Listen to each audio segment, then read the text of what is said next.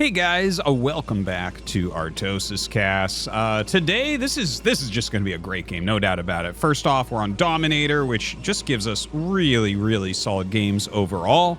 And our matchup is of two players that I've been very vocal about. I think both these guys are going to be ASL regulars, basically going forward. We have in the top left here, Paralyze. He might be my pick for the best new Protoss player in the world. Not the best player overall, but out of the new guys rising up, like, I feel like he's...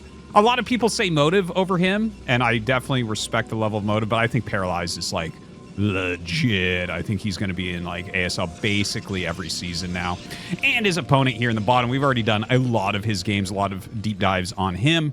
It's Ample, and Ample has just...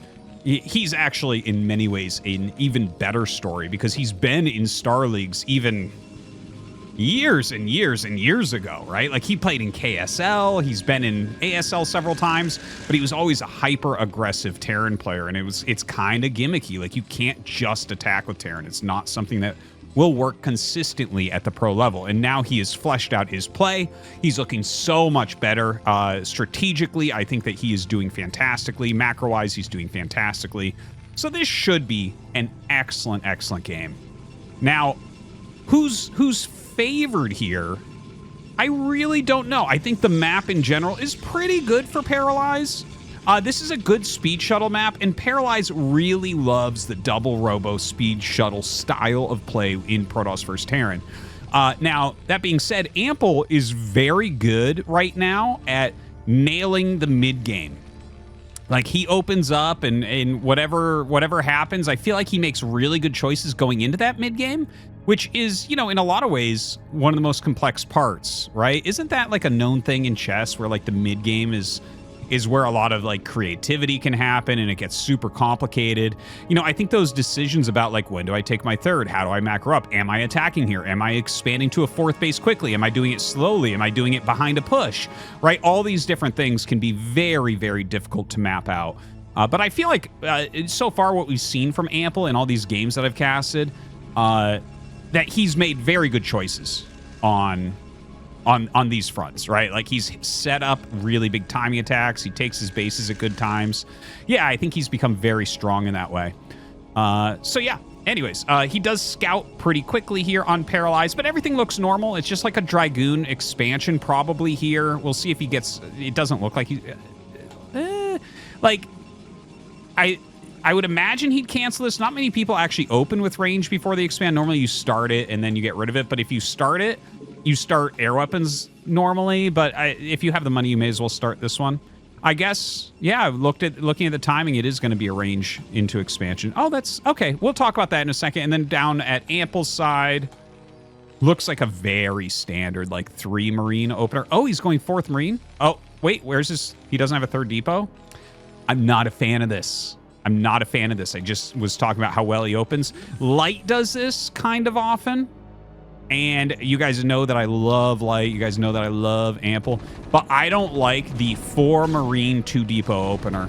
I don't think it's very good. Now, he loses a Marine here, so, you know, it's not as bad, I guess. If you're going to lose a Marine, it makes it more tolerable, I guess. But out goes the Vulture. There's something to be said about having 4 Marines that early where your opponent is going to assume that you're going to be a little bit more unit heavy. They might actually sit back longer. And he actually sends a Vulture up, but both of these come down. This could be surprising to him, because if I'm looking at those 4 Marines, I'm like, he might have gone add-on. I'm not sure. But he's going to get a lot of damage, and Ample's going to get a lot of damage. This is a very weird and tricky opener, but ooh, Paralyze with really good micro there. It looks like Paralyze is gaining an advantage for sure right now. Because it looks like, yeah, he's going to get 3 probes. I don't think he'll get more than that. Right? One more hit. Oh, he gets the 4th. That was really good. That was really good by him. I actually got light chills from that. And the Dragoons, he's trying to surround, but a lot of lost mining time here. I guess, you know, after killing 4 probes, you can see there is definitely an advantage for workers here for Ample, but his command center is getting way slowed. He's losing some additional SCVs here as well. I think if you just back up from here... Oh, don't lose that goon. Don't lose that hurt goon. Oh, can he get one more SCV? Oh, damn. All right. That's crazy. I got chills, guys. Like, this has been not the opener I expected from these two. Yeah, but I think you can also see a little bit of what I'm talking about with the 2 depot 4 Marine opener. Like, it wasn't completely clear here. There was so much action going on. It was hard to fully analyze what was going on, but you basically hit a supply block really, really quickly with that. Whereas you can go 4 Marines with 3 depots and like everything's really, really smooth, but the command center should be a little bit later. But you saw that the command center got wicked delayed. And part of that was because the Dragoons came up and he just didn't have additional units to fight it, right? And part of that goes back to you didn't make that 3rd depot. I feel like every time we see people go 4 Marines, no 3rd depot, they get at a disadvantage. I'm super not a fan of it. Just make the 3rd depot, in my opinion. Now, looking back here, he's got Paralyze has a good amount of Dragoons in the front, and he's going into Reaver Tech. There's the observatory, and is he going to go 3rd base? Actually, that would be a pretty good choice, I think. But hold on. Ample's starting to come out. He's going to try to put on some counter pressure now. He's actually spent a lot of money making Marines again because he had lost every Marine, right? So he initially had 4, and so he's made about 9 Marines this game. That's a lot, right? That's 450 minerals of Marines now. And in fact, he's still going. He's still going. But I think that's because he wants to do a little bit of a push, and the Marines are really good at tanking and deal reasonable damage at the beginning of the game. Now, when the Reaver comes out, the Marines' scaling goes to almost 0. They become pretty much garbage, right? Like, what? In Guardians of the Galaxy, what was it? What's his name? Drax, the muscly blue guy? And he calls them like paper people or something when he's ripping those bad guys. That's like what Marines become later on in Terran vs. Terran and Terran vs. Protoss. They're like paper people or something. They're just garbage. It's kind of like a Wraith later game, right? Like you have a Wraith against Protoss and both players are max, and it's like, well, what are you gonna do with this? Like, right? I guess it can kind of hurt a shuttle as it comes in, but it doesn't do that much. But yeah, he's gonna try a push out here now. 5 siege tanks, a small group of Marines. There's 6 Marines. The shuttle is coming for some counter harassment. The engineering bay is not done. The armory is not done. So the amount of anti-air here is nil. Nothing shoots up. But with the Reaver out of position, this push has some potential. So let's see. He's going to drop that Reaver out. He actually does that first scare. That was a good runaway. Blows up the building turret. And here we go. Here is the counterattack. So this is going to come down a lot to multitasking as well. Paralyze actually moves forward against this, but he doesn't have enough Dragoons to do that. That was a poor decision on Paralyze's part. He probably should have run back, but this is a very dangerous push that he's against anyways. Now, a single Zealot is there, and he's microing the Reaver a lot. There's not a lot to stop him. Honestly, I would like to see just Goliaths being made. 10 kills already on this. He's in the meantime, Ample is sieging up, going towards the natural. This is a little bit of like a base trade scenario. Not exactly, but like a lot of damage on both sides. I don't think either of them are going to die from what's going on here. But a lot of damage. A lot of damage. We're down to 26 SCVs. But Ample actually, if he makes a missile turret with this SCV, which I really think he should, he might kill the Nexus. Like, the only thing I'd be scared of here is a shuttle coming out. And actually, there was a Reaver being made. I do think that Paralyze should have probably canceled that and just gotten a shuttle and tried to do some really fancy micro with Dragoons, with Zealots, like dropping out on the tanks, attacking at the same time. But unfortunately, he lost so many Dragoons early on. Maybe he felt like he could not actually end up doing that. In the meantime, this Reaver is still alive. He gets this Nexus over here, but there is an additional Nexus, even though it doesn't really have probes at it as of yet. Tries to siege up in position here, but that was a little bit late as well. He's going to kill a lot of Dragoons, but this will finally be cleared, and Paralyze should be able to send some work. What? Oh my god, I actually can't believe he didn't clear that. I think a little bit of misfiring, but also nice from Ample. He probably was targeting there really, really well.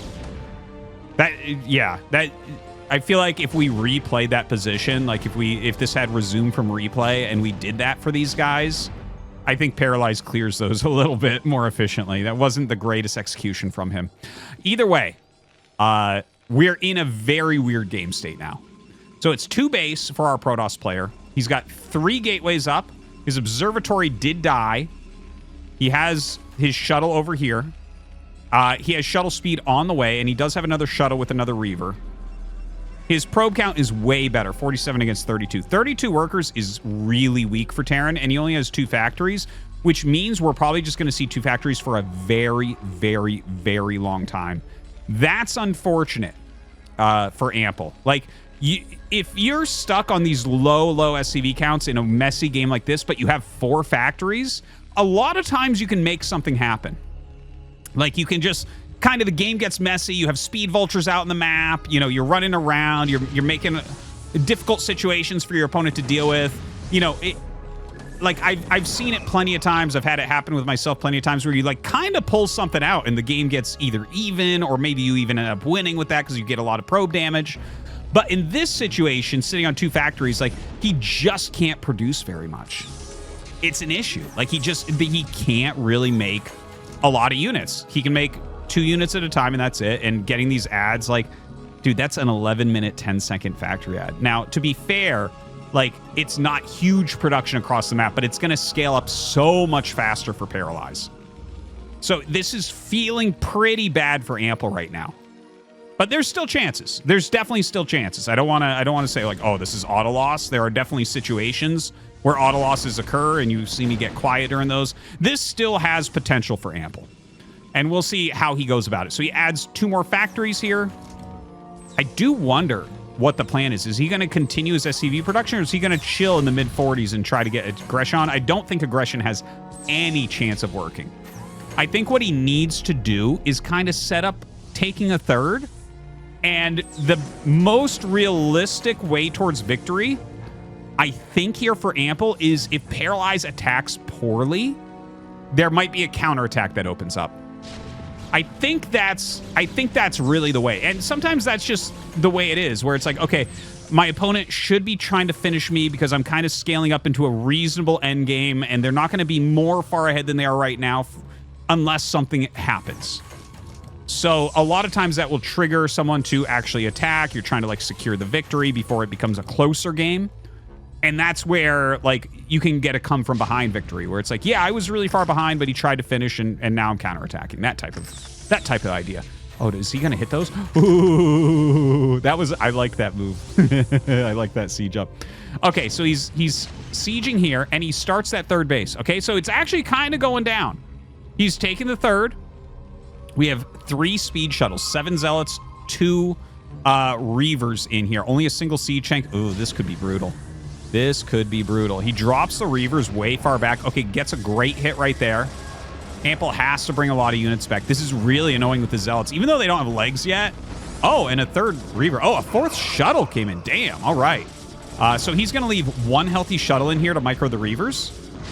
Very nice, very nice. Yeah, doing a great job with these Reavers. So... there's actually like an important thing I want to mention in this game in just a second here. Because this was a very cool game, and Ample showed some of his aggressive tendencies that he's very, very good at. He definitely got a lot of damage with that weird push that we saw him do. You know, he made a lot of Marines overall in this game and everything. I don't think it all comes down to, like, for instance, what I was talking about with, you know, the 3 depot versus no 3 depot. That's like that's minutia in a way, right? It's like, it's a small point. I feel like I have enough data gathered at this point where I'm like, yeah, this is inferior to this other play, but that's not what I'm talking about here. I actually think that, well, hold on. Let's just see him do the finish here, I guess, because this looks like we're getting pretty close to a finish. Drop Zealots on top of these siege tanks. The Dragoons are up here. Ample's position is really falling apart. I mean, when you're 14 minutes in and you're at 77 supply, there's not going to be many game states where you're still okay. Like, what must be happening to Protoss to be okay when you've dropped to 70 supply at 14 minutes?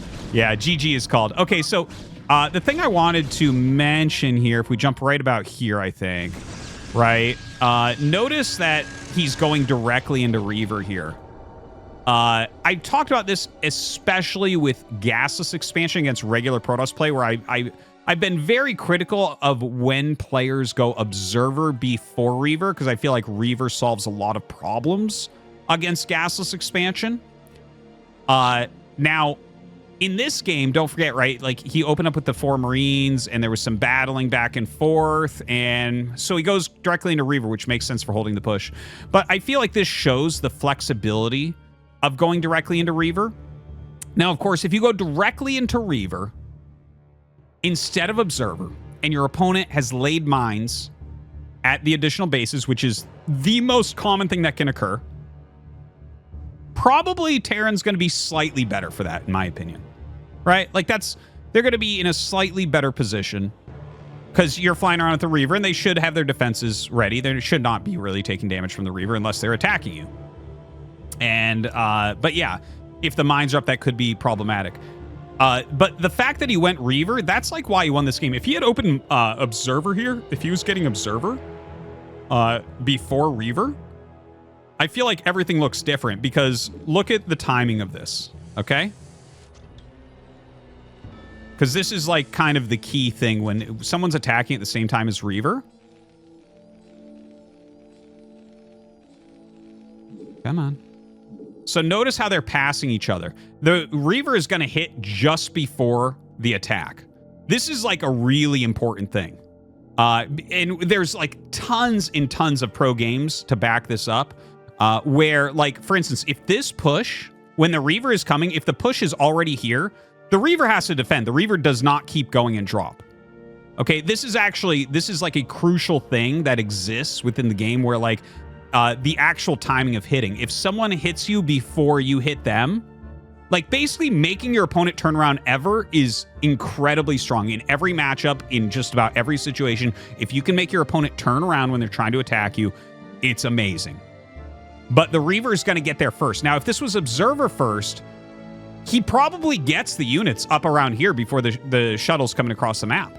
And then the Reaver probably has to defend, and that gives him time to set up, and he can control the flow of that game a lot better.